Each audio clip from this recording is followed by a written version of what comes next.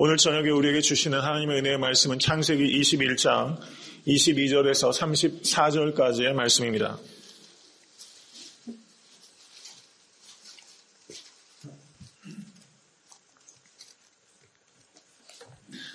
창세기 21장 22절에서 34절까지의 말씀 다 같이 합독하도록 하겠습니다. 때에 아비멜렉과 그 군대장관 디골이 아브라함에게 말하여 가로되 내가 무슨 일을 하든지 하나님이 너와 함께 계시도다. 그런즉 너는 나와 내 아들과 내 손자에게 거짓되이 행치 않기를 이제 여기서 하나님을 가리켜 내게 맹세하라.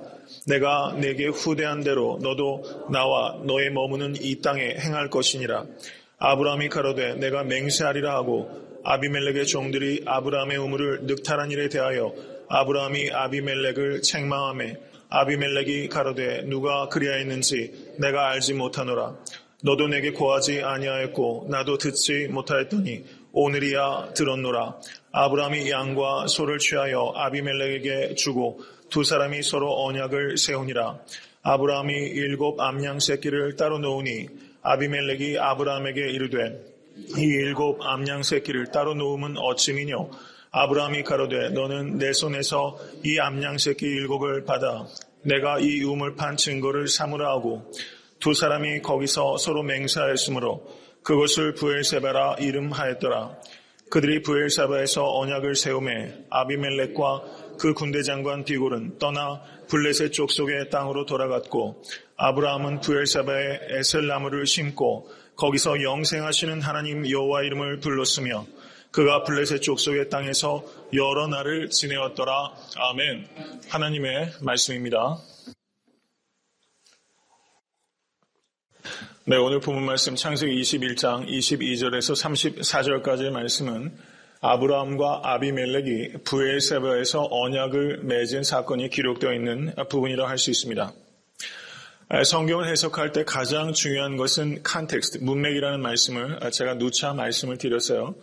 오늘 본문 말씀 창세기 21장 22절에서 34절의 말씀은 창세기 20장과 21장 전체를 통해서 볼 때 바르게 이해될 수 있다는 것입니다. 창세기 20장을 한번 보시기 바랍니다. 창세기 20장 전체는 20장 1절부터 18절까지 아브라함 일족이 그랄 지경에 가게 됩니다. 거기에 갔을 때 아브라함이 아내 사라를 누이라고 속여서 그랄왕이 사라를 취하게 되는 장면이 벌어지게 됩니다. 그때 하나님께서 개입하셔서 이 그랄왕을 엄히 경계하셨고 하나님께서 이 사라를 되돌려서 아브라함 품에 돌아가게끔 한 내용이 창세기 20장의 내용이라고 할 수 있는 거예요. 그리고 오늘 본문 말씀 21장 22절에서 34절을 보시면 그 아브라함과 아비멜렉 간의 두 번째 에피소드가 기록되어 있습니다. 그래서 브엘세바에서 아브라함과 아비멜렉의 계약이 기록되어 있어요. 그래서 20장의 처음과 21장의 마지막은 그랄 왕가의 에피소드 1과 그랄 왕가의 에피소드 2로 서로 쌓여있는 구조 안에 있는 말씀이다. 이렇게 볼 수 있다는 것입니다. 그리고 그 안에 21장 1절부터 7절까지의 내용을 보시면 아브라함이 고대했던 이삭의 탄생이 기록되어 있고 그리고 21장 8절에서 21절까지가 하갈과 이스마엘이 추방당한 사건이 기록되어 있는 것이 거기 말씀이라는 사실입니다. 여기에서 20장과 21장에서 관통하고 있는 주제는 물론 후사에 대한 것입니다. 아브라함의 아들인 이삭의 탄생과 이스마엘의 추방에 관계된 말씀, 축복과 저주의 말씀이 기록되어 있어요. 땅에 대한 말씀이 기록되어 있습니다. 이것이 매우 중요한 주제가 여기에서 반복되고 있다. 이렇게 볼 수 있다는 것입니다. 그러면 오늘 본문 말씀을 한번 깊이 상고하도록 하겠습니다. 오늘 본문 말씀 21장 22절을 보시기 바랍니다. 때에 아비멜렉과 그 군대장관 디골이 아브라함에게 말하여 가로되 내가 무슨 일을 하든지 하나님이 너와 함께 계시도다 라고 말을 하기 시작합니다. 여기에서 이 아비멜렉이라는 호칭은 이 왕의 이름을 말하는 것이 아니라 이집트 왕을 파라오라고 하는 것처럼 그랄 왕은 아비멜렉이라고 하는 것입니다. 이것은 그 지위에 대한 이름이라고 할 수 있어요. 그리고 비골이라는 것은 군대 장관이라는 지위에 대한 이름이라고 할 수 있습니다. 창세기 26장 26절을 보시면 이렇게 기록되어 있습니다. 아비멜렉이 그 친구 아우삿과 군대 장관 비골로 더불어 그랄에서부터 이삭에게로 온지라 라고 창세기 26장 26절이 말씀하고 있어요. 거기에서도 그랄랑 아비멜렉과 군대 장관 비골이 나옵니다. 오늘 본문으로부터 약 60년 뒤에 발생한 사건을 가리켜요. 그래서 여기에 나오는 이 비골이라는 이 호칭도 사람의 이름을 가리키는 것이 아니라 지위를 나타내거나 이 사람이 속한 패밀리, 가문을 가리키는 이름이 비골이다. 이런 배경을 좀 어느 정도 이해하는 것이 본문을 우리가 바라보는 데 도움이 될 것이라고 생각이 됩니다. 여기에서 이 아비멜렉이 아브라함에게 이렇게 말합니다. 내가 무슨 일을 하든지 하나님이 너와 함께 하시도다. 여러분, 우리가 그리스도인으로서 들어야 될 최고의 찬사는 바로 이 말씀이에요. 여러 성도님들께서 어디에서 무엇을 하든지 여러 성도님들 주변에 있는 사람이 하나님께서 당신과 함께 하심을 제가 볼 수 있습니다. 라는 말씀을 듣게끔 신앙생활을 하셔야 돼요. 어떻게 아비멜렉은 이것을 깨닫게 됩니까? 아비멜렉이 사라를 취했을 때 저가 밤에 꿈을 꾸게 되는데 하나님께서 현몽하셨어요. 그리고 이렇게 아비멜렉에게 경고하셨습니다. 내가 취한 이 여인을 인하여 내가 죽으리니 그가 남의 아내이민이라 라고 하나님께서 아비멜렉에게 경고하셨어요. 그 꿈을 통해서 아비멜렉은 이 아브라함이 하나님과 함께하는 사람이다 라는 것을 깨달은 것입니다. 그리고 아브라함이 아비멜렉을 위해서 중보 기도하였습니다. 아브라함이 기도했을 때 이 아비멜렉 집에 닫혔던 태가 다시 열리게 되었습니다. 하나님께서 말씀하신 대로 이루어진 것입니다. 그래서 아비멜렉은 아브라함이야말로 하나님께서 함께 하시는 사람이라는 것을 저와 꿈과 그리고 아브라함의 중보기도를 통해서 깨달은 사람이에요. 그리고 아브라함이 그랄 땅에 거하는 것을 이 아비멜렉이 예의주시했던 것입니다. 아브라함이 삶 속에서 경험되는 모든 일들이 아비멜렉이 볼 때 하나님께서 함께 하시지 않고서는 설명할 수 없는 일들이 아브라함의 삶 가운데 벌어지고 있는 것입니다. 저는 사랑하는 성도님들의 삶 가운데 하나님께서 함께 하시기 때문에 라고 밖에 설명할 수 없는 그런 놀라운 일들을 경험하실 수 있게 되기를 주님의 이름으로 간절히 축원합니다. 여러분, 다메섹으로 가고 있던 그 바울이 사도행전 9장을 보시면 부활하신 예수님을 만났어요. 그런데 다메섹에 가서 사도 바울이 어떻게 합니까? 거기에서 믿음의 형제들과 같이 며칠을 유하더니 저가 회당에 가서 예수는 그리스도라, 예수는 부활하셨다라는 말씀을 증거할 때 저가 다메섹에서 핍박을 당하게 됩니다. 다메섹에 가서 교회를 핍박하려고 했던 이 사울이 다메섹에 가서 교회 때문에 핍박당하는 사람이 됐어요. 완전히 삶의 방향이 바뀌게 된 것입니다. 이런 변화는 어떻게 설명할 수 있습니까? 사도 바울이 다메섹으로 가는 도중에 부활하신 예수 그리스도를 만났기 때문입니다. 믿으십니까? 부활하신 예수를 만났기 때문에 라고밖에는 설명할 수 없는 삶의 변화가 여러분과 저의 삶 속에 있게 되기를 주님의 이름으로 간절히 축원합니다. 여기에서 하나님께서 아브라함과 함께 하셨다라고 말씀하고 있습니다. 그런데 21장 20절 말씀을 한번 보십시오. 거기를 보시면 이렇게 기록하고 있습니다. 하나님이 그 아이와 함께 계시며 그가 장성하여 광야에 거하며 활 쏘는 자가 되었나니 라고 말씀하고 있어요. 여기에서 그 아이는 이스마엘을 가리키는 것입니다. 하나님께서 광야에 있는 이스마엘과 함께 하셨습니다. 그리고 하나님께서 그랄 땅에 있는 아브라함과 함께 하시고 계신 것입니다. 여러분, 하나님께서는 아브라함의 후사인 우리들과 함께 하신다고 약속하셨습니다. 믿으십니까? 세상 끝날까지 너희와 항상 함께 있으리라 라고 주님께서 약속하셨어요. 우리는 피로써 아브라함의 후사가 된 것이 아니라 믿음으로써 아브라함의 후사가 된 것입니다. 믿으십니까? 그리고 아브라함의 약속하셨던 모든 기업이 아브라함의 후사인 우리에게 주어진 것입니다. 믿으십니까? 하나님께서 나와 함께 하신다. 여러분 이것을 항상 기억하시고 살아가실 수 있게 되기를 주님의 이름으로 간절히 축원합니다. 창세기 26장 28절을 보시면 거기에서도 아비멜렉과 군대 장관 비골이 이삭에게 나아가게 됩니다. 그리고 거기에서 이렇게 말씀하고 있습니다.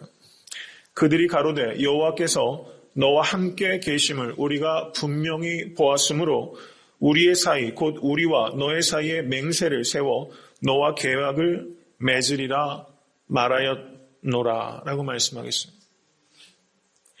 아비멜렉과 군대 장관 비골이 하나님께서 이삭과 함께 하는 것을 분명히 보았다라고 말씀하고 있다는 것입니다. 창세기 28장 15절을 보셔도 하나님께서 야곱에게 이렇게 약속하셨습니다.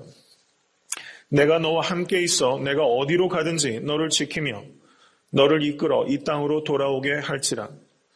내가 네게 허락한 것을 다 이루기까지 너를 떠나지 아니하리라.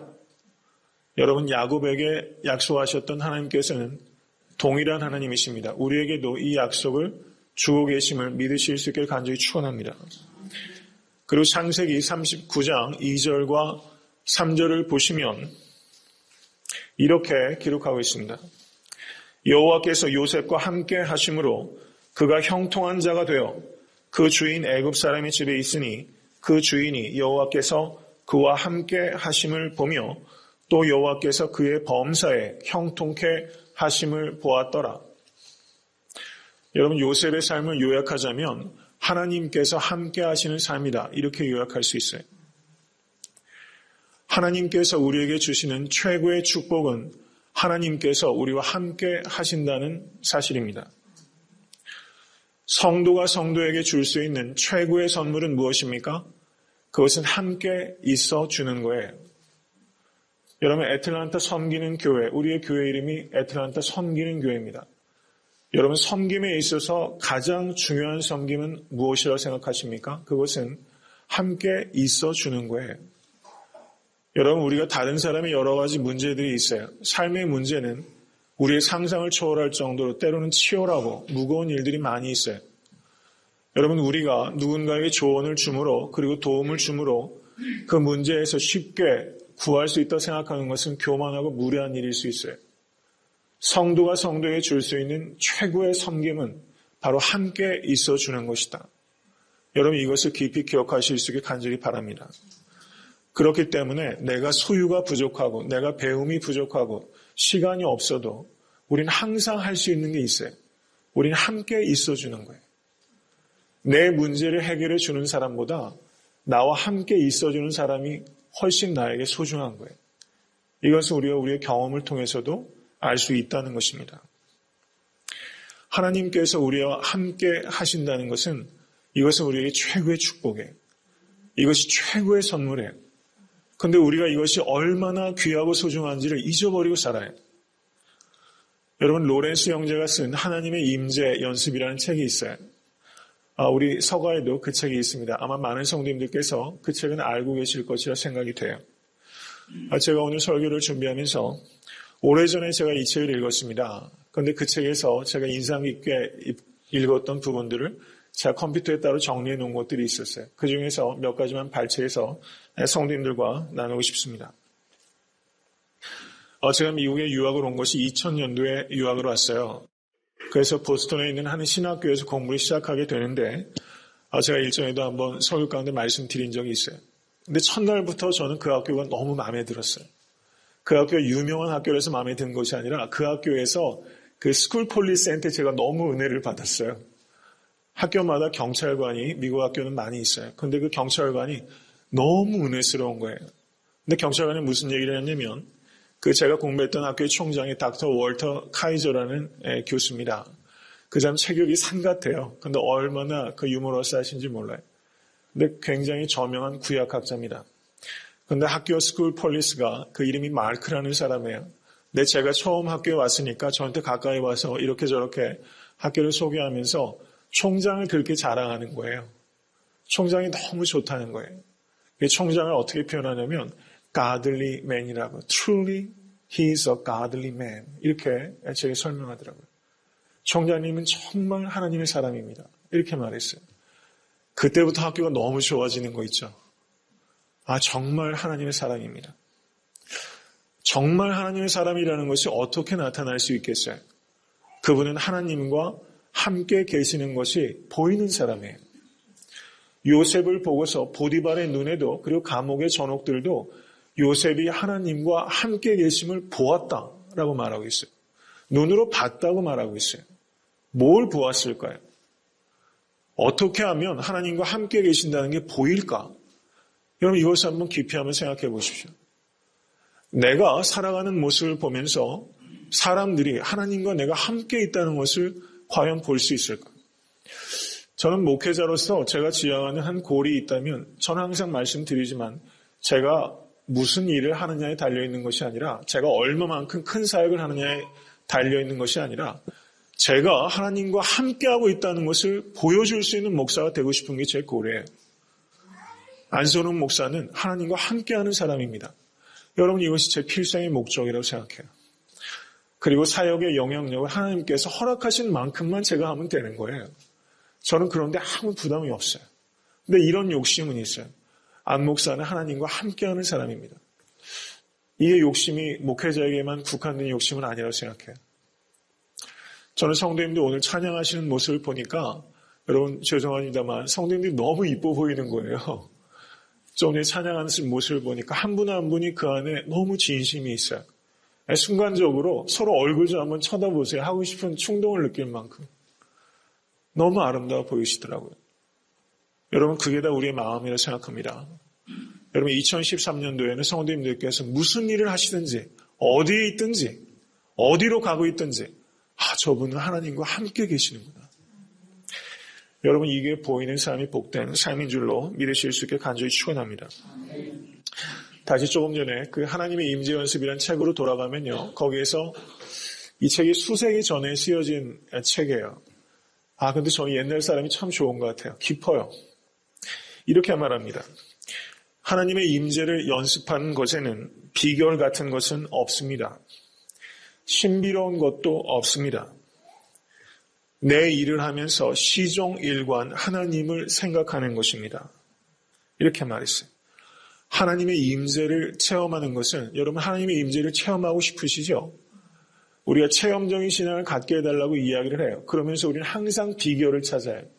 어디 기도원에 가고 어디 영성 훈련을 가고 프랑스의 떼제 공동체를 가는 사람도 있고요. 여러분 우리 어느 장소에 가면 하나님을 체험할 수 있다고 생각해요? 전혀 그렇지 않아요. 그건 영성의 초보입니다. 영성 훈련하면서 3박 4일을 닫다 들어오면 여러분 그러면 그걸 매년 가시겠어요?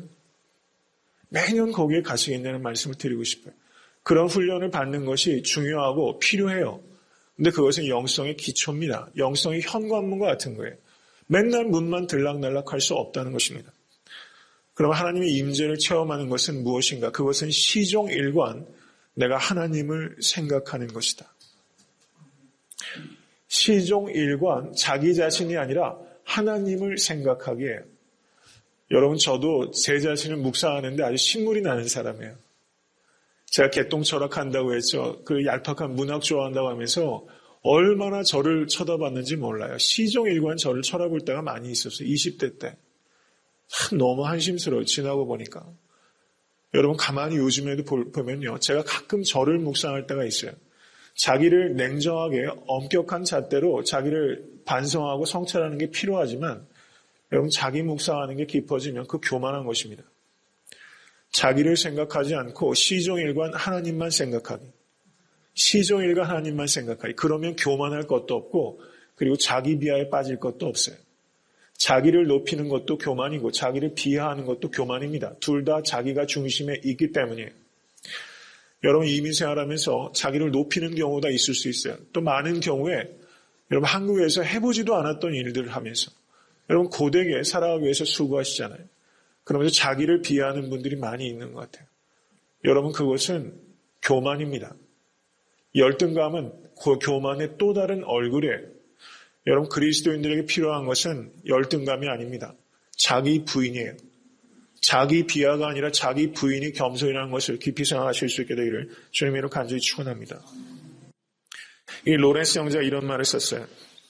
나는 내 기분이 어떤지, 나에게 어떤 일이 닥치든지 그런 것을 중요하게 생각하지 않습니다.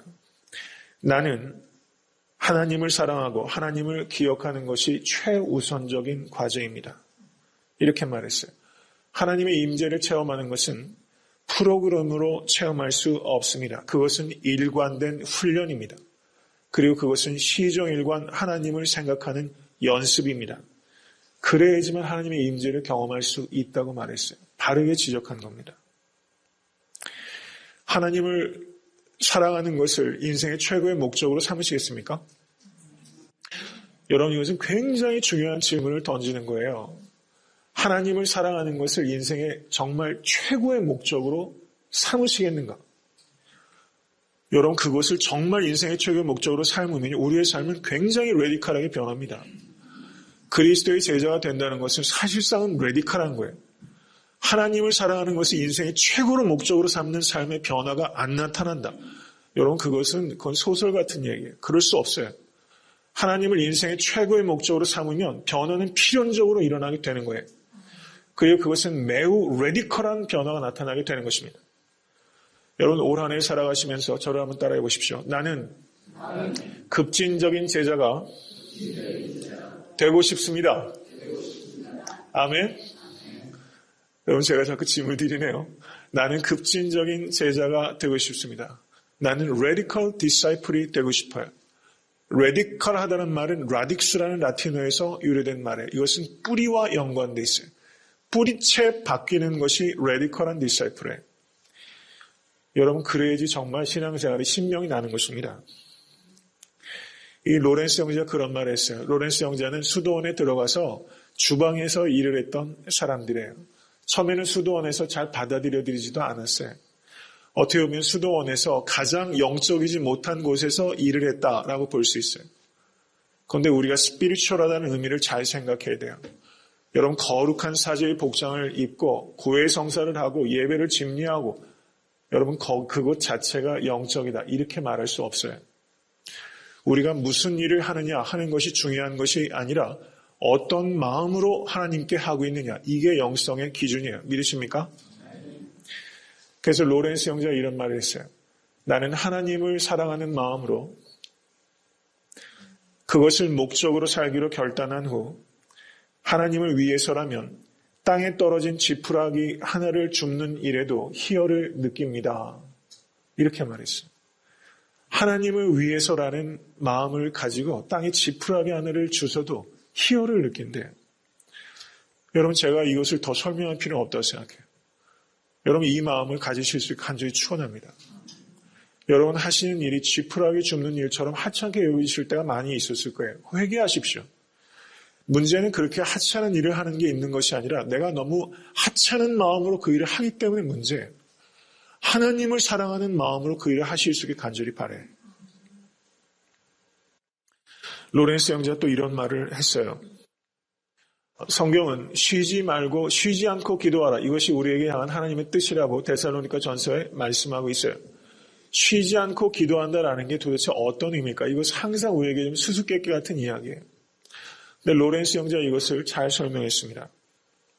로렌스 형제는 기도를 이렇게 정의합니다. 기도는 다른 무엇도 아니고 오직 하나님의 임재를 의식하는 것입니다. 그 시간에 나의 영혼을 하나님의 거룩한 사랑에 집중하고 그 외의 모든 것에는 무감각해지는 것입니다. 그리고 정해진 기도의 시간이 끝나도 나는 여전히 하나님과 함께하며 힘을 다해 그분을 찬미하고 감사하기 때문에 달라지는 것은 하나도 없습니다. 이렇게 말했어요.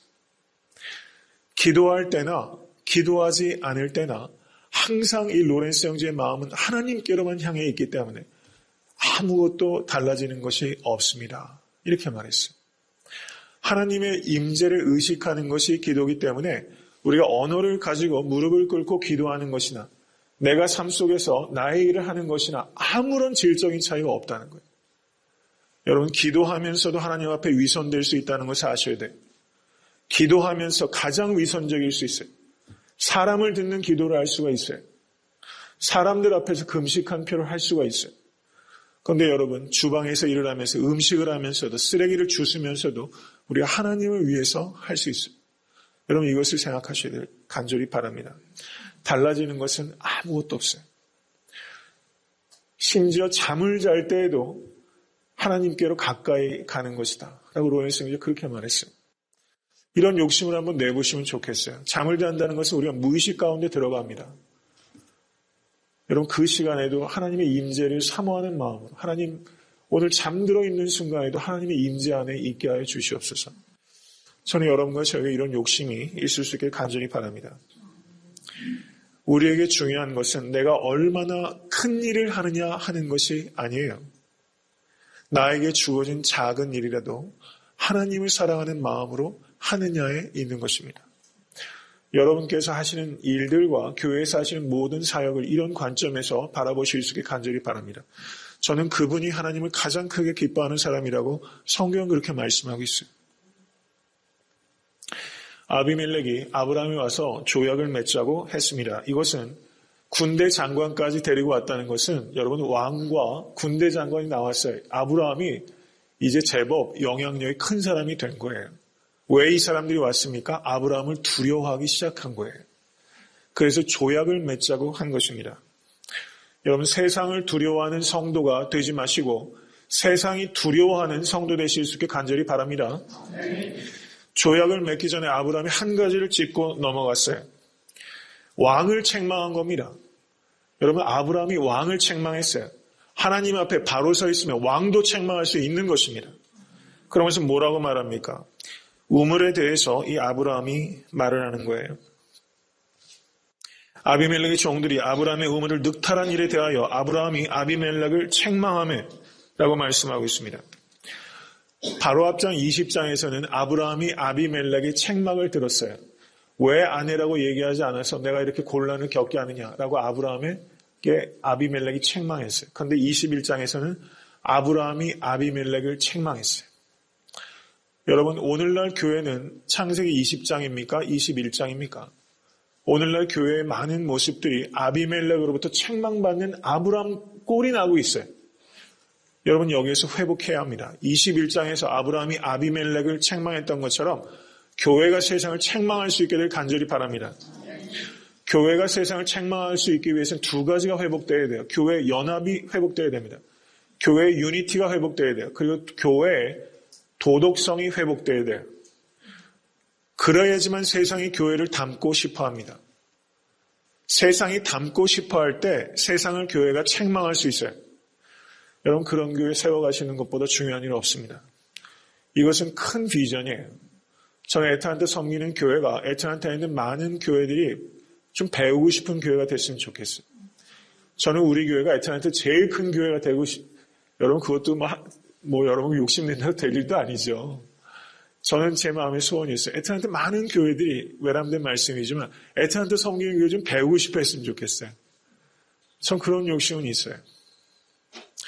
애틀랜타에 있는 교인들이 아니라 믿지 않는 사람들조차도 애틀랜타 섬기는 교회를 좀 배우고 싶어하는 교회가 됐으면 좋겠어요. 여러분, 이 마음을 여러 성도님들께서도 가지셔야 됩니다. 그래야지만 그런 교회가 돼요. 저는 애틀랜타의 모든 교회들이 그런 욕심을 좀 가지셔야 된다고 생각해요. 교회를 배우고 싶어야 세상이 변화받게 되는 것입니다. 이렇게 책망을 했을 때 아비멜렉이 뭐라고 말합니까? 나는 알지 못하노라 라고 또 발뺌을 했어요.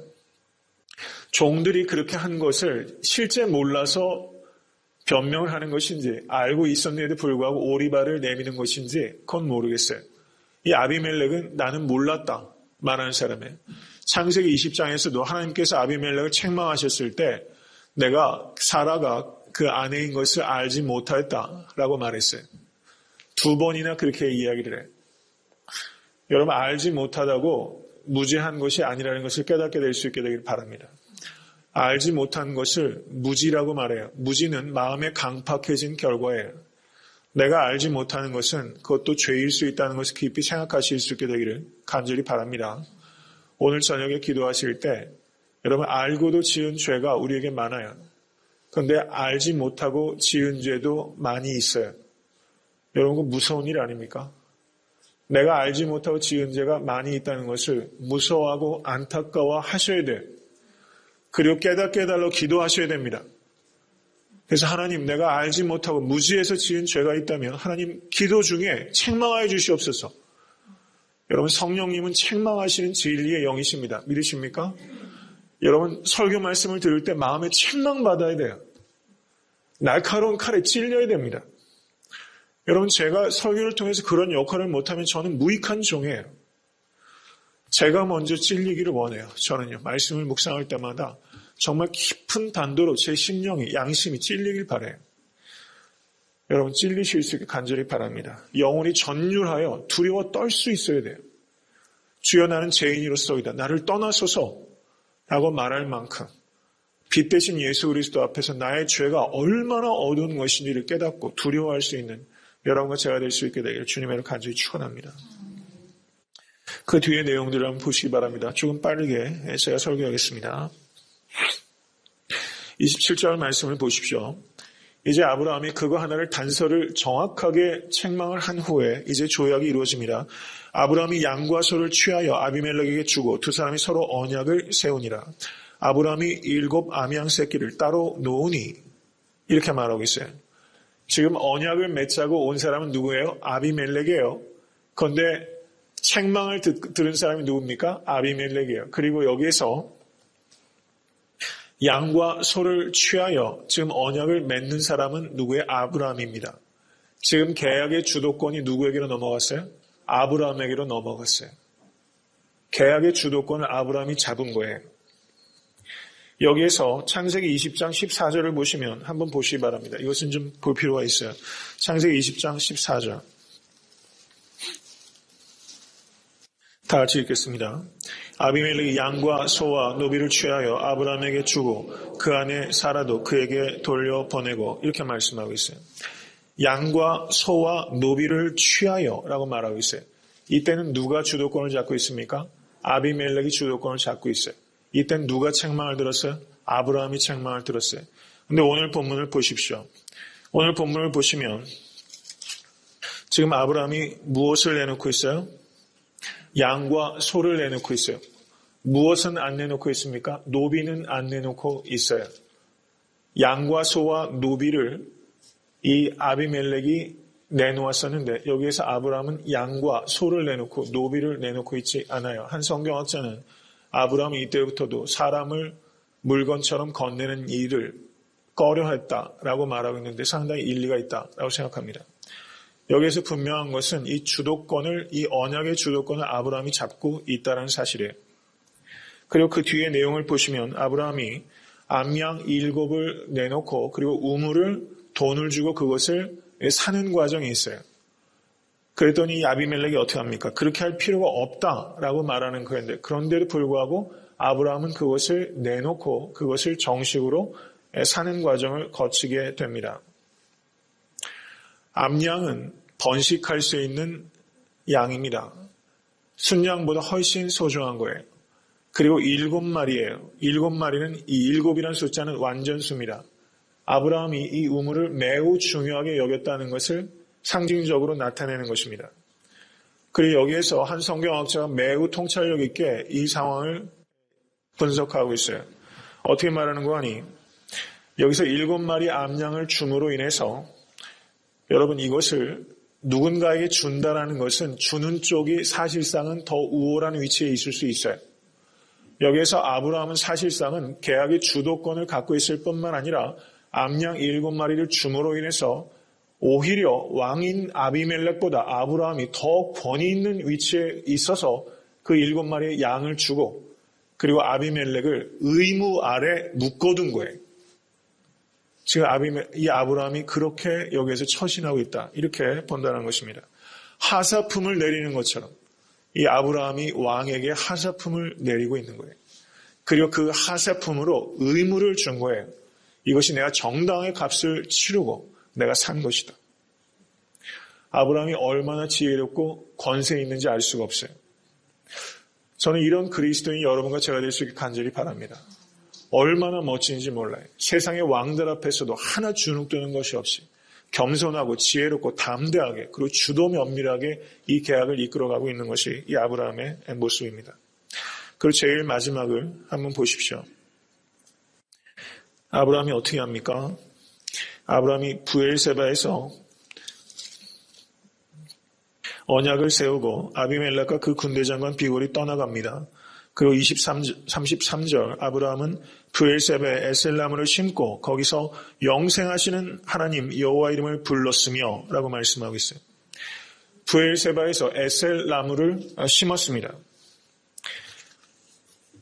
기념식수를 한 거예요. 아브라함은 기념하는 사람이었습니다. 여러분 신앙교육은요. 기념하게 하는 것이 신앙교육이에요. 기억하는 것이 중요한 것입니다. 아브라함은 지금 가나안 땅에서 최초의 자기 소유가 생긴 거예요. 이것을 아브라함은 기념하며 에셀나무를 부엘세바에 심고 부엘세바란 이름의 뜻은 맹세의 우물이라는 뜻이에요. 거기에 에셀나무를 심고 여호와 이름을 불렀다라는 말은 여호와께 예배 드렸다라는 뜻입니다. 에셀나무를 그 영어로 보니까 제가 그냥 발음기호를 그냥 읽어버리면 타마리스크 트리래요. 타마리스크 트리. 실제 발음은 이렇게 하는지 잘 모르겠어요. 저는 식물학에 대해서 아무것도 모릅니다. 그래서 이 타마리스크 트리를 제가 참고하는 주석서들은 뭐 전혀 언급하고 있지 않아요. 그러니까 제가 궁금증을 가졌던 것은 이 팔레스타인에서 흔히 발견되는 나무들이 무화과 나무, 그리고 로뎀나무 이런 나무들이 있는데 왜 여기에서 굳이 에셀나무를 심었을까? 여러분 그거 한번 연구하셔서 좋은 의견이 있으면 저한테 한번 얘기 좀 해주시기 바랍니다. 저는 딱히 이거구나 하는 것은 아직은 잘 모르겠어요. 좀 연구가 필요하다고 생각해요. 다만 제가 상식적인 범주에서 제가 그냥 인터넷을 통해서 에셀나무를 좀 찾아봤어요. 그랬더니 거기에 이런 언급들이 좀 있더라고요. 이 타마리스크 나무가 사막에서 자라는 관목의 일종이라고 합니다. 어른의 키 정도 된대요. 혹은 이 타마리스크 나무, 에셀나무가 그 종류가 10가지에서 20가지 정도 되기 때문에 그냥 에셀나무도 그냥 한 가지로만 정의하기는 좀 어려운 것 같아요. 그런데 이 타마리스크 나무가, 이 에셀나무가 어떤 특징이 있는가 하니 이 나무가 있는 곳은 오아시스가 멀지 않다. 마을이 가까이 있다라는 시그널이라는 거예요. 그러니까 에셀나무를 보는 사람은 희망을 보는 거예요. 에셀나무는 희망의 나무다. 이렇게 볼 수 있다는 것입니다.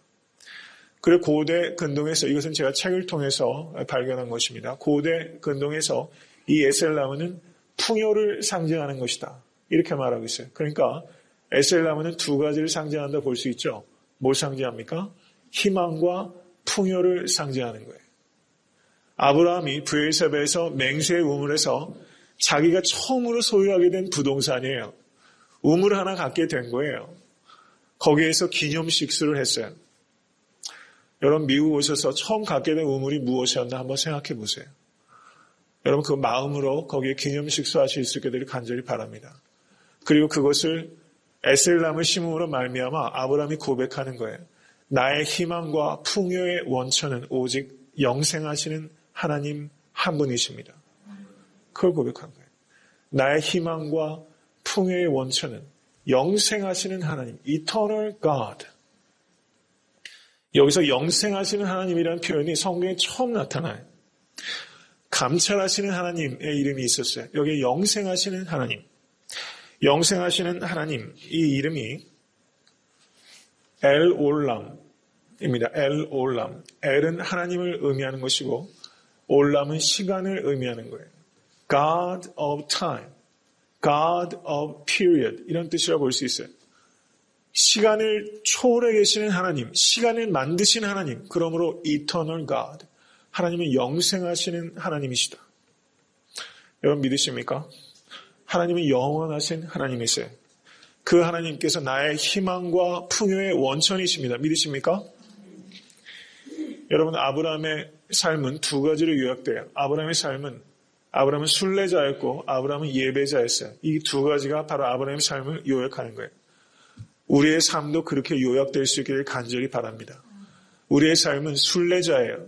이 땅에서 또아리 틀고 사는 게 아닙니다. 우리는 순례자예요. 우리는 필그림이에요. 우리는 순례자고 우리는 월시퍼입니다. 월시퍼. 우리는 예배자예요. 가나안 땅에 처음 들어왔을 때 아브라함이 하나님께 예배했어요. 옮겨 다닐 때마다 하나님의 이름을 불렀습니다. 창세기 12장 8절에서도 거기서 베델 동편 산으로 옮겨 장막을 지나 서는 베델이요 동은 아이라 그가 그곳에서 여호와를 위하여 단을 쌓고 여호와의 이름을 부르더니 라고 말합니다.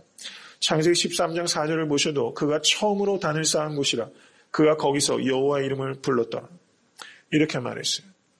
여러분, 가인은 도시를 만든 사람이고 아브라함은 단을 쌓는 사람이었어요. 여러분, 도시를 쌓는 삶이 되는 것이 아니라 여호와께 제단을 쌓는 성도 되실 수 있기를 간절히 바랍니다. 여러분, 그게 성공하는 길이에요. 말씀을 맺습니다. 아브라함의 인생의 초점은 예배였어요. 올 한해 성도님들의 삶의 초점이 예배가 되어야 됩니다. 우리의 삶의 목적은 워커가 되는 게 아니라 워시퍼가 되는 거예요. 저를 따라 하십시오. 워커가 되기 전에 워시퍼가 되자. 여러분, 교회에서도요, 우리가 워커로 있는 게 아니에요. 교회에서 은사들을 사역하는 거 중요합니다. 그런데 교회에서 가장 중요한 것은 내가 워커로 있는 게 아니에요. 우리는 워시퍼로 있어요. 교회의 어떤 사역보다 중요한 것은 예배입니다. 교회에서 여타 등등의 모든 사역을 어떤 사역보다 예배가 단연코 중요한 거예요. 아브라함처럼 예배하는 워시퍼가 되실 수 있게 주님을 간절히 축원합니다.